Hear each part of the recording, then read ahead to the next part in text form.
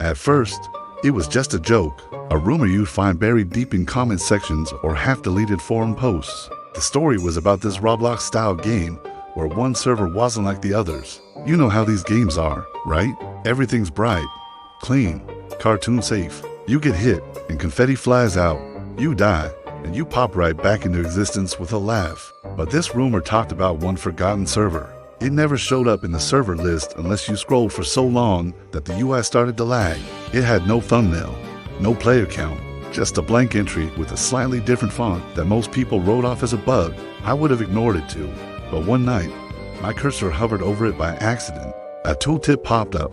All it said was, "This server does not support respawning."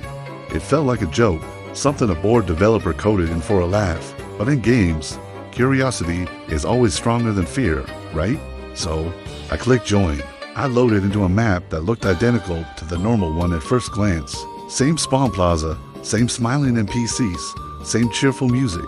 But something was off. The colors were muted, like someone had turned the saturation down just a tiny bit. When I jumped, my landing sound was duller, heavier. Then another player sprinted past me and slid to a stop. Their feet left faint dark marks on the stone, and they didn't fade. I figured it was just a visual glitch. But then an NPC, one of those background characters, tripped during its idle animation. It scraped its knee, and instead of sparks or stars, there was a dark red smear on the ground. It was actual blood, thick and so wrong against this plastic-looking world. The NPC just froze, its eyes wide, before limping away without resetting its animation loop. My chat instantly filled up. "Yo, did you see that? What server is this? Is this scripted?" Someone laughed and said, "Relax, it's just a cosmetic effect." Just then, a monster spawned near the farthest gate, like it always does, and charged our group. One player, a low-level newbie, ran straight at it, swinging his sword wildly, completely confident in the safety net of respawning. But when the monster hit him, there was no exaggerated knockback, no pop, no sparkle. There was just this wet sound, and his avatar collapsed to the ground, all upward, limbs bent in ways they shouldn't. His health bar didn't just drain to zero, it went past it, into nothing. And then, he didn't stand back up. He didn't vanish or reappear at spawn. He just lay there, motionless. Blood started pooling slowly beneath him, staining the grass tile by tile. The monster just wandered off like its job was done. The chat exploded. Panic, disbelief, denial. People were spamming respawn and bug and admin, but the body just stayed there, stubbornly present.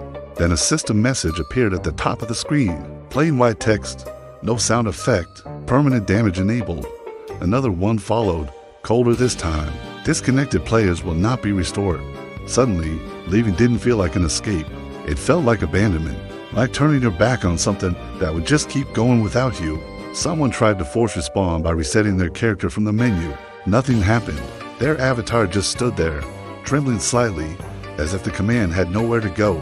When another monster attacked them, they screamed in all caps in the chat as their character was torn down the same way.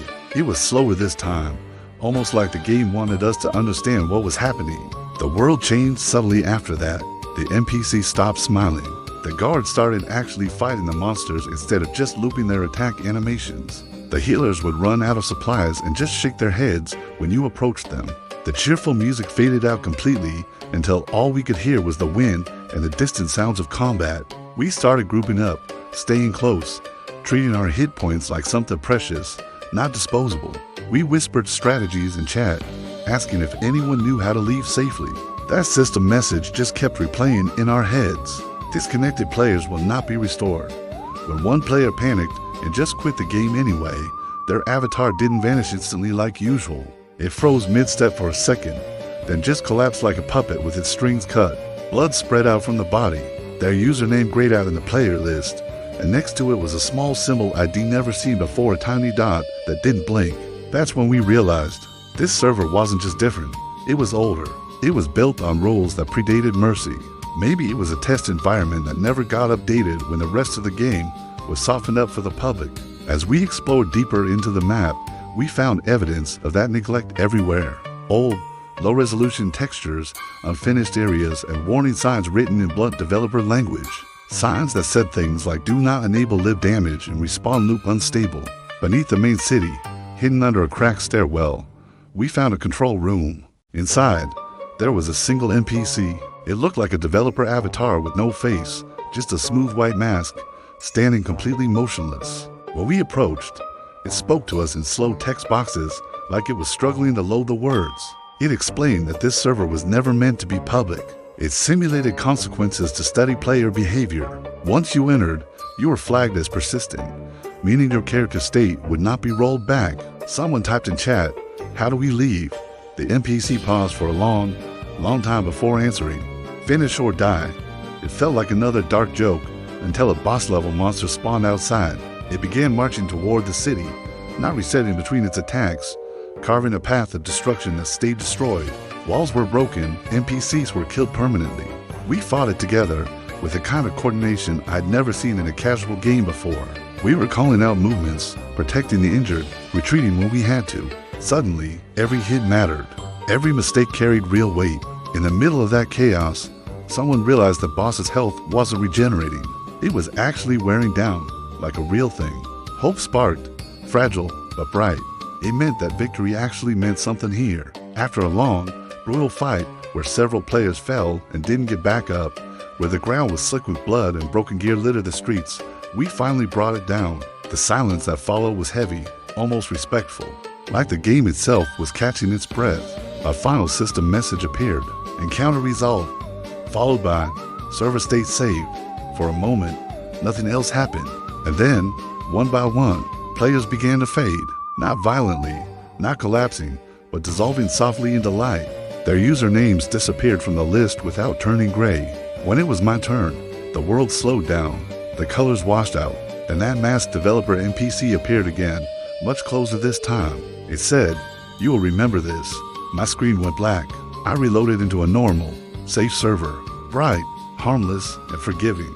My character was intact, my inventory was full, everything was fine. But I knew something was wrong. My sword had a dark stain on it that wouldn't wash off. And when I checked the server list, out of morbid curiosity, scrolling and scrolling, the blank server entry was gone. It was as if it had never existed.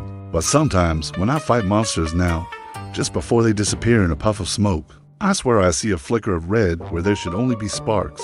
And I fight a little more carefully than I used to, because I know that somewhere, deep in the code, there is a place where damage is permanent, where death is final, and where the game remembers what blood looks like. Thanks for listening to my story. If you've ever had a weird or unexplainable experience in a game, let me know in the comments. And don't forget to like and subscribe for more strange tales from the digital world. Stay safe out there.